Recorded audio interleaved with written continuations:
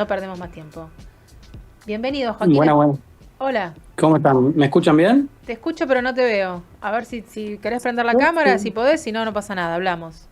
Estoy con la cámara encendida, ¿eh? ¿Estás con cámara encendida? Bueno, vamos. Me hace acordar a cuando, bueno, estaba en el colegio en la pandemia y me obligaban a Ahí prender está. la cámara. Presentamos Claro que entonces. sí, pues si no, Era no un se momento, sabe. era Qué nervios. Ahí estás. Estabas un bien momento antes, complicado. ahora te fuiste de costado, Joaquín. Estabas perfecto ahí.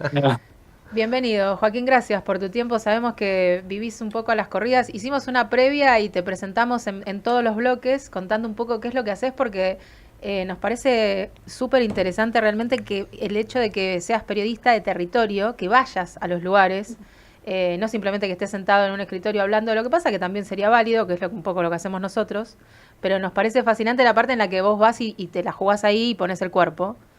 Entonces, bueno, entendemos esto también de tus tiempos ágiles, pero bueno, queremos entender un poco esto, ¿qué es lo que haces? ¿Qué haces con toda esa verdad que descubrís y cómo la tramitas cuando después no te dan cierta bola, si se quiere, en toda tu investigación y todo lo que has hecho? ¿Cómo manejas esa ida y vuelta de tus verdades que no son del todo escuchadas? Bueno, hay cierto mandato de soledad, si se quiere, en el oficio, porque desde ya que ir a un lugar donde la gente en general se va, porque cuando estalla un conflicto la gente suele empezar a irse de los lugares y uno quiere entrar, tiene hay un primer vínculo, uno sabe que está yendo a hacer algo en lo que va a estar un poco solo y de lo que, además por las temáticas que trato, no hay tanta avidez por conversar del tema, por saber del tema.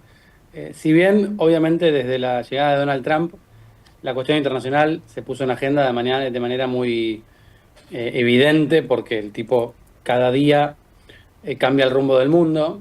Eso hace también que mi vida sea un poco impredecible y agitada, porque cuando estoy de viaje, cuando estoy acá trato de resolver mis cosas de la vida cotidiana, entonces estoy siempre corriendo, pero que Trump no te deja nunca una semana apacible, ¿no? Eh, Eso es bastante increíble. Por lo cual, ¿qué hago con las verdades que voy recogiendo de cada cobertura? Yo siempre trato de compartirla de la manera más atractiva posible para que la gente escuche, pero bueno, también sabiendo que hay una amplia posibilidad de que nadie quiera escuchar, ni mis amigos ya me quieren escuchar. Sí, te iba a preguntar, eso que planteabas un poco de la soledad me dio así como, me llamó la atención. ¿Cómo es que sentís que muchas veces es complejo lo que traes como para traerlo a una mesa mientras estás comiendo con alguien? ¿Cómo es el sentimiento en ese sentido? Hay te diría que tiene dos caras la moneda, porque por un lado, en una mesa, en un asado, por ejemplo, me preguntan del tema, hay una inclinación natural, una intriga natural por hablar del tema, pero ahí un poco soy yo el que no quiere, el que le aburre abordar esa cuestión, ¿no? Como que de repente tener que ser periodista en un asado es, no sé, a veces no tengo ganas y termino yo mismo encerrándome y dando respuestas muy poco atractivas, como para que se entienda que, que no soy un Monosílabos, buen claro. interlocutor. Para que no se queme el asado, Eh, está bien. no tanto como monosílabos, pero más o menos ese camino. Y por otro lado, por fuera del asado, por ahí en su vida diaria, cuando yo quiero que escuchen sobre el tema, la gente está en su vida, en su propio universo, entonces por ahí el espacio donde van a debatir esos temas son el asado, que es el espacio donde yo no quiero debatirlos. Entonces hay una especie de diálogo de sordos ahí que fomenta esta cosa que decía de la soledad. Pero después, por otro lado, obviamente que vivir algunas cosas que el resto de la gente no vive, te dejan un poco solo porque uno puede compartirlo, puede transmitirlo, pero no es lo mismo contar algo que haberlo vivido. Entonces estoy solo a veces en ese recuerdo de ciertas experiencias, ¿no?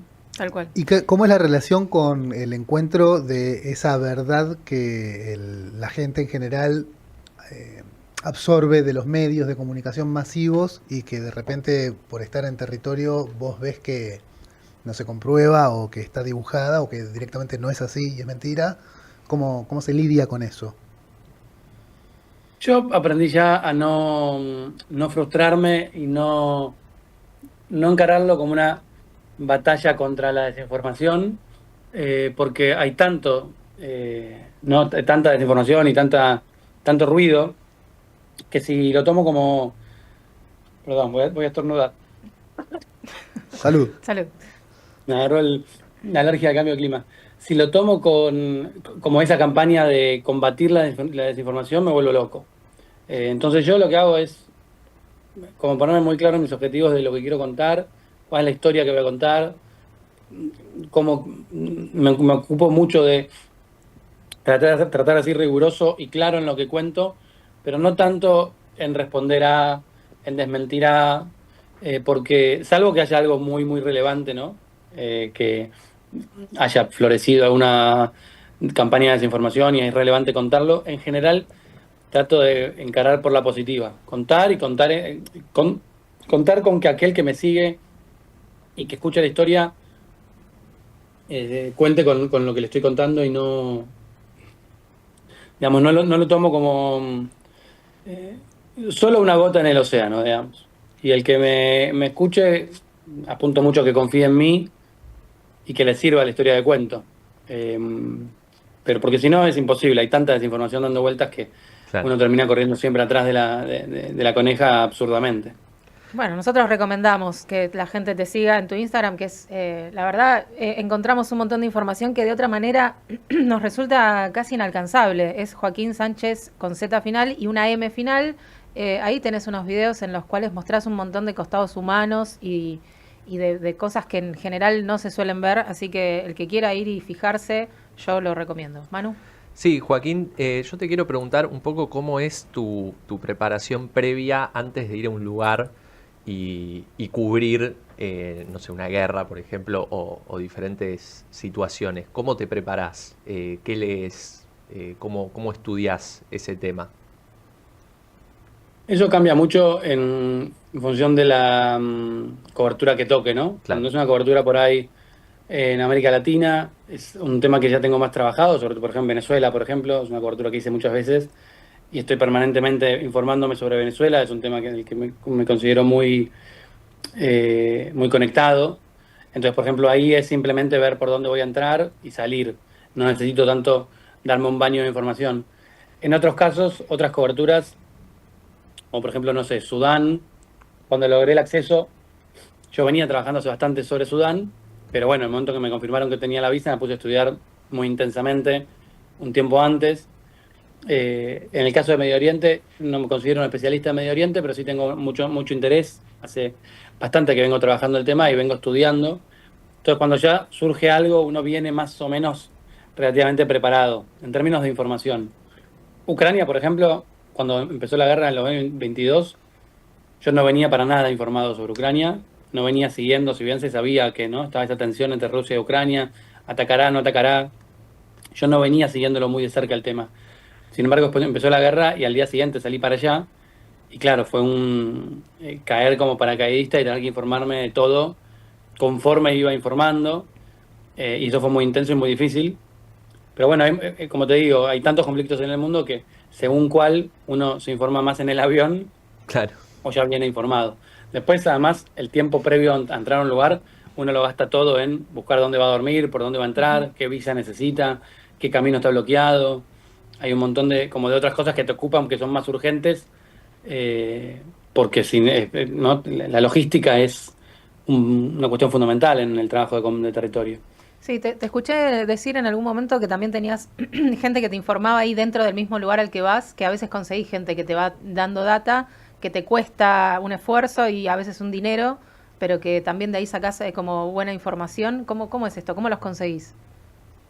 En realidad la información la consigo, no sé, de colegas, de contactos que uno va haciéndose en los lugares. Ya a esta altura, más o menos, en casi todas partes del mundo tengo a un informante, alguna fuente que me puede poner en contacto con fuentes. Entonces la información no tanto, pero cuando llegas a un territorio, sobre todo en conflicto, hay una figura que se llama fixers. Los fixers son como productores en terreno, productores locales, que te consiguen acceso a entrevistar a combatientes, ir a una zona dominada por el ejército, ir a una zona prohibida, te consiguen un auto y te pueden llevar por zonas complicadas.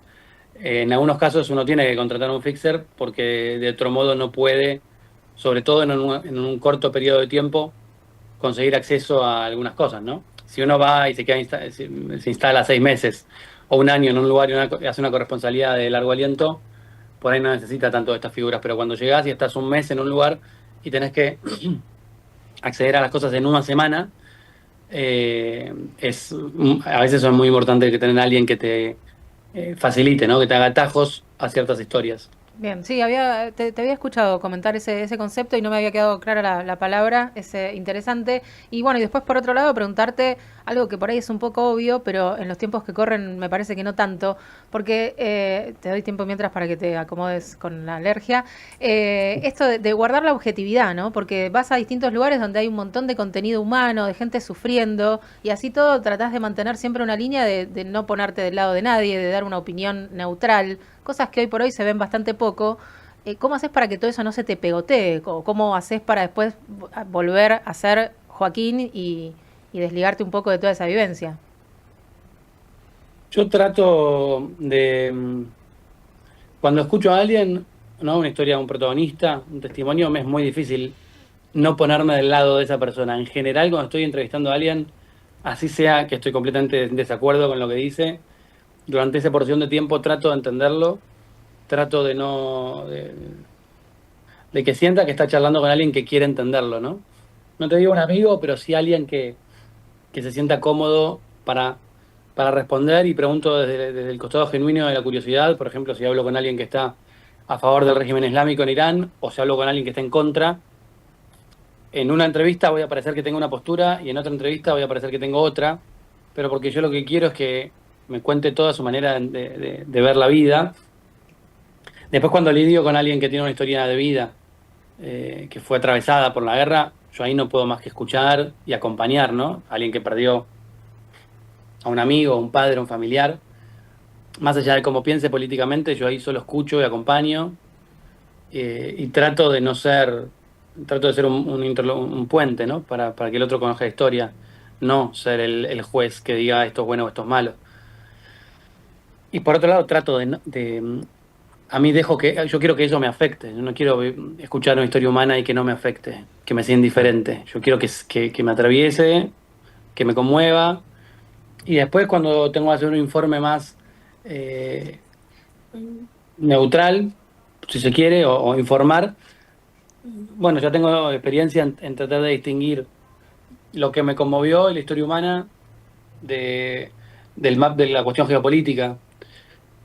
Entonces, para mí hay un equilibrio ahí difícil de mantener, pero importante, entre eh, dejarse permear por las historias humanas, pero no dejarse cooptar Claro. por Claro. las ideologías. Sí, sí, se entiende, pero me parece que eso es el agregado y el por qué, por lo menos en los tiempos también que corren, que scrolleamos y miramos todas cosas tan rápido, tenés como el arte de hacer un reel que por ahí dura varios minutos, pero como que no te podés desprender de la historia porque la contás justamente, se traspasa un poco la pantalla, que lo vivenciás, que te traspasa a vos y tenés una manera de relatarlo que engancha al que está del otro lado. Mirar hoy un videito de 2 minutos es un montón, lo sabemos todos, así que digo, me parece que ahí está bastante bien logrado. Manu. Sí, a mí con esto que decías me surgió la pregunta de si alguna vez te sucedió de encontrarte o hacerle una entrevista o hablar con alguien, tener un diálogo con una persona que esté en las antípodas de lo que vos pensás en alguna cobertura y que te haya abierto la cabeza en lo que se refiere a su manera de pensar. ¿Te sucedió? Sí, muchas veces, y es algo que yo intento que me suceda. No sé si necesariamente que me cambien mi manera de pensar, digamos, no es que voy a No. buscar, pero sí voy abierto a que eso suceda. Pero viste que los occidentales tenemos como ciertos prejuicios, grandes prejuicios, en realidad, hacia Medio Oriente, por ejemplo, o hacia las costumbres que allá se practican. Entonces, iba un poco en ese sentido, tal vez, la pregunta. Sí, no, en ese sentido lo entendí, y me pasó o sea, justamente en Medio Oriente en particular me ha pasado, por ejemplo, con el tema de las mujeres y el uso del velo, ¿no? Hace poco hice una entrevista con una mujer que está en Teherán, una chica de 26 años, que la publiqué, esa entrevista está en mi canal, ella habla español porque estudió español en la universidad, y ella me hacía una defensa muy encendida del régimen islámico, me hacía una defensa del uso del velo, me hacía una defensa de la libertad de las mujeres en Irán, algo que toda la información que yo tengo contrasta con eso, digamos, realmente hay un montón de mujeres que se sienten completamente oprimidas en Irán. Ella la defendía al régimen, y me dijo algo con lo que yo estaba y con lo que estoy en desacuerdo, que es la libertad de las mujeres no es, hoy en día es un tema secundario. Digamos. Mientras esté la guerra, no podemos discutir, no podemos hablar de la libertad de las mujeres. O algo así como está en un segundo orden. Primero hay que resolver el tema de la guerra. Y yo le decía, bueno, pero hace 4 meses no estaba la guerra y la libertad de las mujeres tampoco estaba discutida. Y bueno, ella y yo no me fui de ahí estando de acuerdo con ella, ni cambiando mi idea respecto de, por ahí, de cómo es la situación de la mujer en Irán, pero sí escuché todo un costado respecto de por qué Irán debía resistir a esta guerra y por qué era mucho más importante de lo que yo pensaba, que no caiga el régimen islámico, ¿no? Como que me hizo pensar sobre algunas cosas que yo tengo una mirada completamente occidental, y pensando el régimen islámico es el demonio, me dio mucha gracia porque en Irán a los iraníes les explican Estados Unidos es el gran demonio, ¿no? Con esos términos, es el gran Satanás, les dicen. Y en Occidente muchas veces pensamos el régimen islámico es el gran Satanás. Entonces, este maniqueísmo de pensar que hay una discusión, bueno, la famosa teoría de los dos monstruos, una discusión entre dos Satanás, hay dos Satanáses, y uno tiene que elegir al propio. Bueno, me parece que evidentemente no es así la vida. Son los dos Satanás y no lo son. Y me parece interesante abrirse a esa posibilidad. Bien, sí, aparte me imagino escuchándolo de ella misma, ¿no? Atrás del propio velo que vos le cuestionabas y diciendo ella misma, no es para tanto, debe ser fuertísimo. Joaquín, nos encantaría seguir conversando, que vengas en algún momento, que seamos parte del territorio, que vengas Acá no pasan cosas tan no interesantes. pasan cosas tan terribles, pero nos encantaría compartir un rato más con vos en algún otro momento, así que dejamos pautado otros encuentros. Te dejamos libre, gracias por tu tiempo, sabemos que es súper valioso, así que volvemos a recomendar Joaquín Sánchez Mariño, es Joaquín Sánchez con Z y M final, que te sigan ahí, que tenés un montón de videos con muchas cosas para, por lo menos esto, pensar un poco, abrir la cabeza y ver diferentes puntos de vista, así que gracias nuevamente. A ustedes, chicos, muchísimas gracias por este espacio, y un beso grande a ustedes y a toda la audiencia.